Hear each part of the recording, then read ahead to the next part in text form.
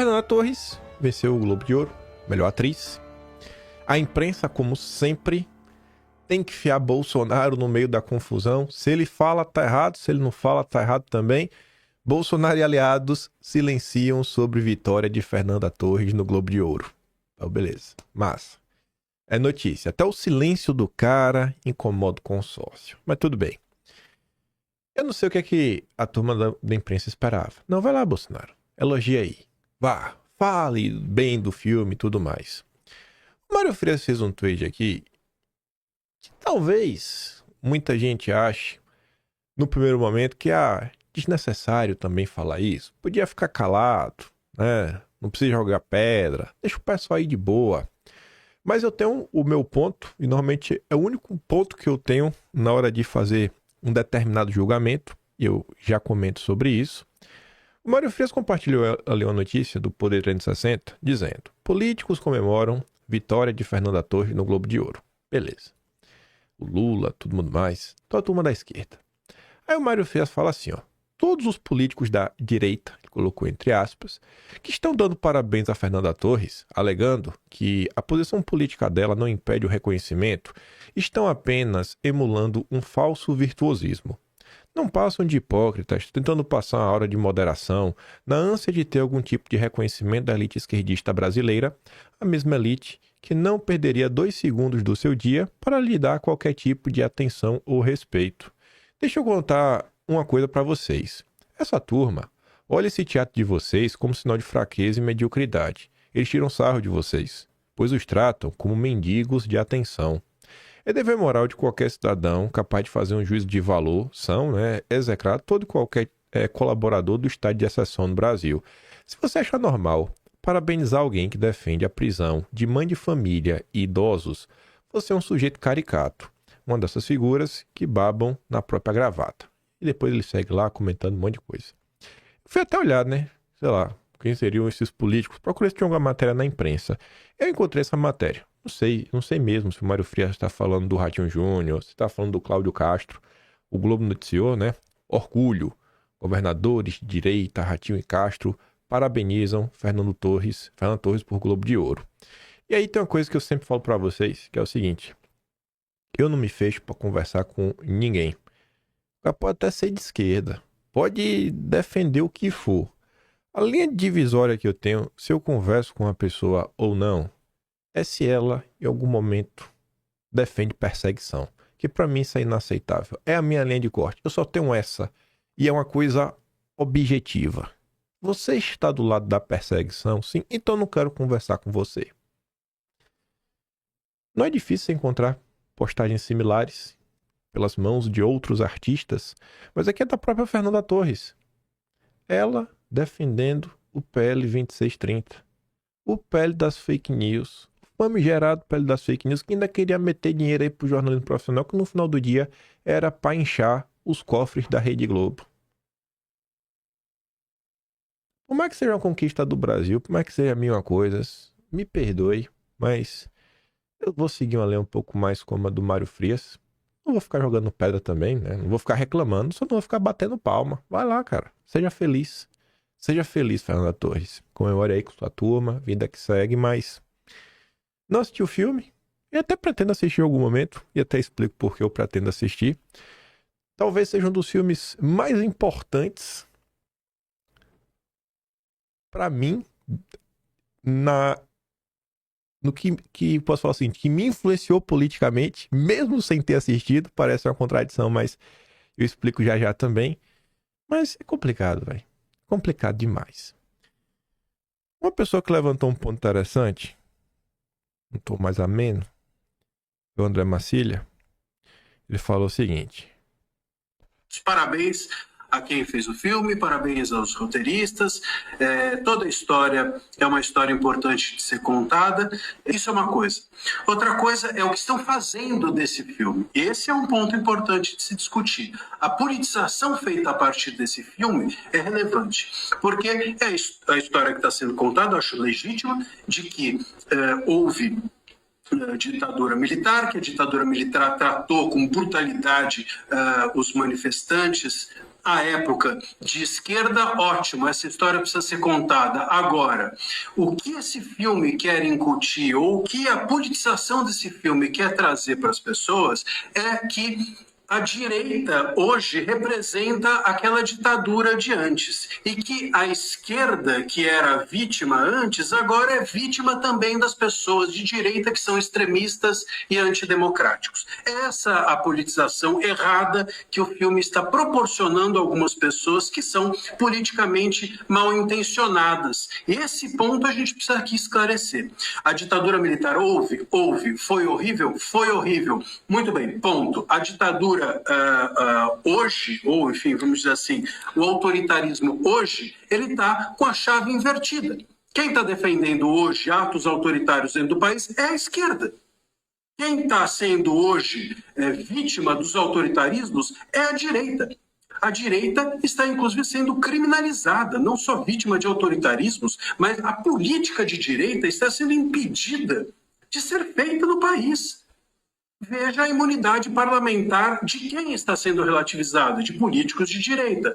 Veja quais veículos ou jornalistas têm sido perseguidos no país. Os jornalistas de direita. Veja quais manifestantes têm sido... A gente acabou de falar do dia 8, quais são os manifestantes que têm sido punidos e condenados a penas absurdas de 17 anos de prisão, maiores do que de assassinos e traficantes de drogas.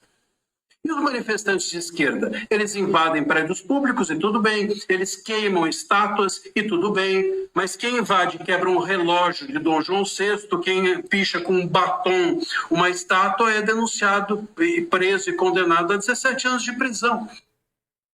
Meio desproporcional, né? O galo do Lula, como é conhecido, tocou fogo lá na estátua do Borba Gato. A mulher pintou de batom a estátua, 17 anos de cadeia. Isso é muito desproporcional o que está acontecendo. Mas vamos continuar. A Tsuki comentou sobre algo que até podia estar lá como o primeiro ponto do vídeo hoje. Tem tantas camadas até ela ter chegado a esse patamar. E aqui eu acho que não é só a própria Fernanda Torres, mas o filme como um todo. Tantas camadas de análises, um trabalho feito por muito tempo. Ela é filha da Fernanda Montenegro, né, que já faz diferença, mas também trabalhou por muito tempo. Uma dedicação na carreira, em busca disso daqui e acolá.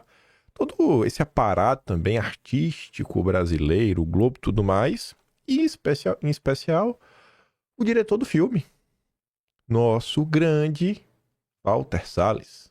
Walter Moreira Salles, né? Não sei se é Júnior ou filho, mas é o filho do Walter Moreira Salles, o banqueirão, lá nos anos 50, 60, 70 também, né? Aí, antes de falar um pouco sobre isso, então um pouco do retrato do que virou a esquerda no Brasil, o Bradesco pergunta: olá, o que aconteceu? Não sei qual foi o comentário que ele fez. Aí o cara disse: vocês nunca trouxeram um Globo de Ouro. O Itaú trouxe. Que os Moreira Salles hoje, né? É o grupo Itaú Unibanco. Os Moreira Salles, fundadores do Unibanco. Então, se juntou hoje ao Itaú Unibanco. Então, nossos grandes banqueiros presentearam o Brasil com um Globo de Ouro. Várias curtidas. E aí, um perfil que mostra a hipocrisia da esquerda, Pérola Zoou, que destaca, né? Essa é a esquerda no Brasil. Aí, quando eu vi esse caso, eu não consegui esquecer de uma coisa, que eu acho que são as camadas que a Tsuki se referia. O irmão do Walter Salles, que também é cineasta, é o João Moreira Salles. Ele já ganhou destaque na imprensa, até na Globo. Um passado não tão distante assim, né? Início dos anos 2000, você vê, né? Em 2000, a Globo noticiou que João Moreira Salles ajudou a financiar Marcinho VP, apontado como líder do Comando Vermelho. Na ocasião, o criminoso disse que recebia a ajuda de artistas, jornalistas e que permitia implementar o movimento revolucionário no Brasil. Aqui já a notícia foi de São Paulo, né? O site antigão, você vê o layout diferente. Lins e Silva anuncia que defenderá Moreira Salles. Em uma reportagem da Folha Online, datada de ano 2000, relatava-se que o venerável criminalista Evandro Lins e Silva, aos 88 anos, anunciava que assumiria a defesa do cineasta João Moreira Salles. O cineasta enfrentava acusações de facilitar a fuga do criminoso Márcio Amário de Oliveira, conhecido como Marcinho VP. Salles era acusado de ter enviado um auxílio financeiro a Marcinho VP, que se encontrava escondido na Argentina, com o intuito de auxiliar na redação de um livro sobre sua vida. Tal assistência gerou acusação de facilitação da fuga, dando um contorno dramático ao caso. O artigo ressaltava que João Moreira Salles e Marcinho VP se encontraram durante a produção do documentário Notícias de uma Guerra Particular, que retratou como é que funcionava o crime no Morro da Dona Marta, onde o criminoso residia. Salles, pertencente à renomada família do Banco Unibanco, era irmão de Walter Salles Júnior, o diretor do célebre filme Central do Brasil.